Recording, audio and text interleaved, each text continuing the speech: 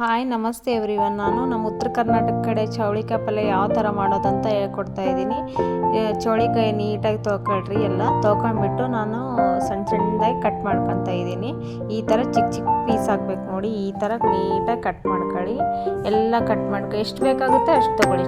ಚೌಳಿಕಾಯಿ ನೀವು ಈ ಥರ ಆಗಬೇಕು ನೋಡಿ. ಇದೆಲ್ಲ ನೀಟಾಗಿ ಕಟ್ ಮಾಡ್ಕೊಂಡು ಒಂದು ಪಾತ್ರೆಯಲ್ಲಿ ನೀರು ತೊಗೊಂಡು ಆ ಪಾತ್ರೆಯಲ್ಲಿ ನೀರು ಇರುತ್ತಲ್ಲ ಅದಕ್ಕೇ ಹಾಕ್ರಿ. ಕಟ್ ಮಾಡಿರೋ ಚೌಳಿಕಾಯಿ ಹಾಕ್ರಿ.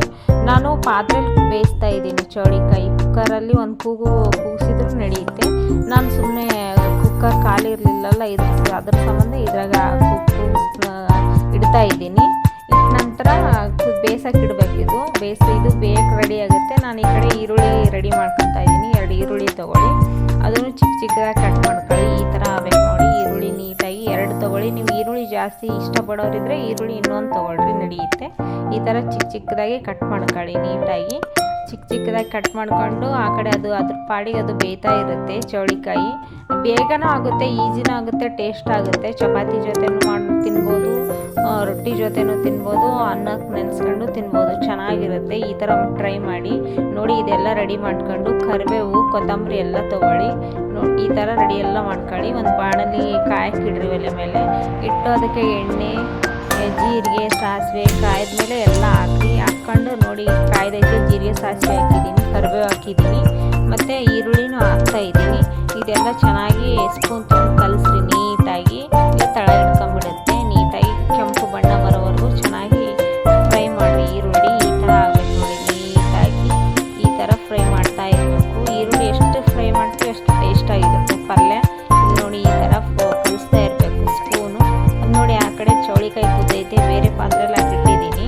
ಆಯ್ತು. ಆಮೇಲೆ ಅದು ಈರುಳ್ಳಿ ಎಲ್ಲ ಅದು ಫ್ರೈ ಆದಮೇಲೆ ಚೌಳಿಕಾಯಿ ಹಾಕ್ರಿ. ಅದಕ್ಕೆ ಇಲ್ಲಿ ಬೆಂಗಳೂರಲ್ಲಿ ಗೋರಿಕಾಯಿ ಅಂತಾರೆ, ನಮ್ಮ ಕಡೆ ಚೌಳಿಕಾಯಿ ಅಂತೀವಿ ನೋಡಿ. ಈ ಥರನೇ ಕಲಿಸ್ರಿ ನೀಟಾಗಿ. ಕಲಸಿದ ನಂತರ ಇಷ್ಟೇ ಕಲಿಸ್ಬೇಕು ನೋಡ್ರಿ. ನೀಟಾಗಿ ಕಲಿಸ್ತಾ ಇರಬೇಕು ನೋಡಿ. ಎಣ್ಣೆನೂ ಜಾಸ್ತಿ ಹಾಕಬಾರ್ದು. ಎಣ್ಣೆ ಕಮ್ಮಿ ಊಟ ಮಾಡಿದರೆ ನಮಗೆ ಒಳ್ಳೆಯದು. ಅದಕ್ಕೆ ಎಷ್ಟು ಬೇಕೋ ಅಷ್ಟು ಉಪ್ಪು ಹಾಕ್ರಿ, ರುಚಿಗೆ ತಕ್ಕಷ್ಟು, ಮತ್ತು ಅರಿಶಿನ ಹಾಕ್ರಿ. ನಾವು ಕಾಯಿ ಅದೇನು ಯೂಸ್ ಮಾಡಲ್ಲ ಉತ್ತರ ಕರ್ನಾಟಕ ಜನ ಜಾಸ್ತಿ. ಖಾರ ಹಾಕ್ರಿ 1 ಸ್ಪೂನು. ಒಂದು ಸ್ವಲ್ಪ ಬೆಲ್ಲ ಹಾಕ್ತಾಯಿದ್ದೀನಿ. ಟೇಸ್ಟ್ ಚೆನ್ನಾಗಿ ಬರುತ್ತೆ ಬೆಲ್ಲ ಹಾಕಿದರೆ ಸ್ವಲ್ಪ. ನೋಡಿ ಕಲಿಸ್ರಿ ನೀಟಾಗಿ.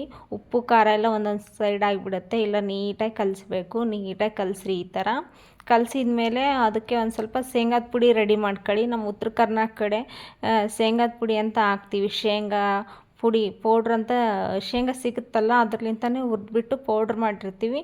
ಅದಕ್ಕೆ ರೆಡಿ ಮಾಡ್ಕೊಳ್ಳಿ. ಅದು ರೆಡಿ ಮಾಡ್ಕೊಂಡು ಒಂದು ಸ್ವಲ್ಪ ನೀರು ಹಾಕ್ರಿ. ಇದಕ್ಕೆ ಬೇಯ್ತಾ ಇರುತ್ತೆ. ಒಂದು ಸ್ವಲ್ಪ ಲೋ ಫ್ಲೇಮಲ್ಲಿಡ್ರಿ. ಲೋ ಫ್ಲೇಮಲ್ಲಿಟ್ಟು ಚೆನ್ನಾಗಿ ನೀಟಾಗಿ ಈ ಥರ ಬೇಯಬೇಕು ನೋಡಿ. ಅಂದರೆ ಮೆತ್ತಗಿರೋರು ಮೆತ್ತಗೆ ಇಷ್ಟಪಡ್ತಾರೆ, ಒಂದು ಸ್ವಲ್ಪ ಬಿರುಸಿರೋರು ಬಿರುಸು ಇಷ್ಟಪಡ್ತಾರೆ ನೋಡಿ. ಶೇಂಗಾದ ಪುಡಿ ಅಂದರೆ ಇದೇ ನೋಡಿ. ಈ ಥರ ಶೇಂಗಾದ ಪುಡಿ ಮೇಲ್ಗಡೆ ಉದುರಿಸ್ಬೇಕು. ಯಾಕಂತ ಕೇಳ್ರಿ, ಎಣ್ಣೆ ಬಿಡುತ್ತೆ ಕೆಳಗಡೆ. ಅದಕ್ಕೋಸ್ಕರ ಪಲ್ಯ ಸೂಪರಾಗಿರುತ್ತೆ, ಟೇಸ್ಟ್ ಬರುತ್ತೆ ಶೇಂಗಾದ ಪುಡಿ ಹಾಕೋದ್ರಿಂದ. ನಾವು ಶೇಂಗಾದ ಪುಡಿ ಇರಲಾರ್ದೆ ಯಾವ ಅಡುಗೆನೂ ಮಾಡಲ್ಲ ಉತ್ತರ ಕರ್ನಾಟಕ ಕಡೆ. ನಮ್ಮ ಕಡೆ ಚೆನ್ನಾಗಿ ಬರುತ್ತೆ ಪಲ್ಯ, ಚೆನ್ನಾಗಿರುತ್ತೆ, ಸೂಪರಾಗಿರುತ್ತೆ, ಟೇಸ್ಟಾಗಿರುತ್ತೆ. ಇದು ಗೋರಿಕಾಯಿ ಪಲ್ಯ ತಿಂದರೂ ಇನ್ನೂ ಸ್ವಲ್ಪ ತಿನ್ಬೇಕನ್ಸುತ್ತೆ. ಈಸಿ ಆ್ಯಂಡ್ ಟೇಸ್ಟಿ ಚೌಳಿಕಾಯಿ ಪಲ್ಯ ರೆಡಿಯಾಗಿದೆ ನೋಡಿ. ಇಷ್ಟ ಆದರೆ ಲೈಕ್ ಮಾಡಿ, ಫಾಲೋ ಮಾಡಿ, ಸ್ಕಿಪ್ ಮಾಡದೆ ವಿಡಿಯೋ ನೋಡಿ. Thank you friends. ಧನ್ಯವಾದಗಳು.